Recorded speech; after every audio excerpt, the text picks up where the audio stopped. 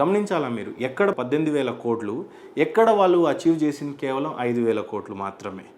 అందుకని ఈసారి stamps and డ్యూటీకి వాళ్ళు పెట్టుకుంది ఎంత అంటే కేవలం 19,000 కోట్లు మాత్రమే ఈసారి బడ్జెట్లో.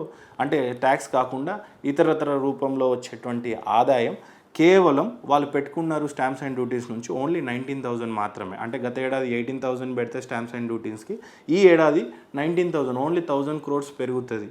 కానీ ఎంతో వస్తుంది అనేది చూడాలి. గత ఏడాది కేవలం 5,000 వస్తే ఈ ఏడాది 6,000 వస్తుందా 7,000 వస్తుందా అనేది చూడాలి.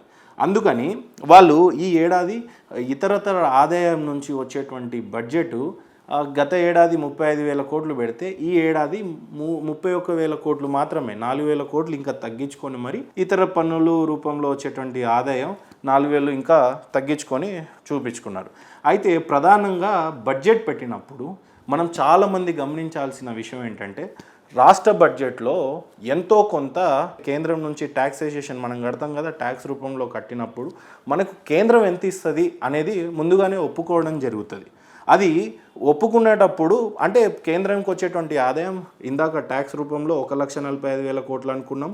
తర్వాత ఇతరతర ఆదాయాలు ట్యాక్స్ కాకుండా వేరే రూపంలో వచ్చేటువంటి ఆదాయాన్ని 35,000 కోట్లు అనుకున్నాము.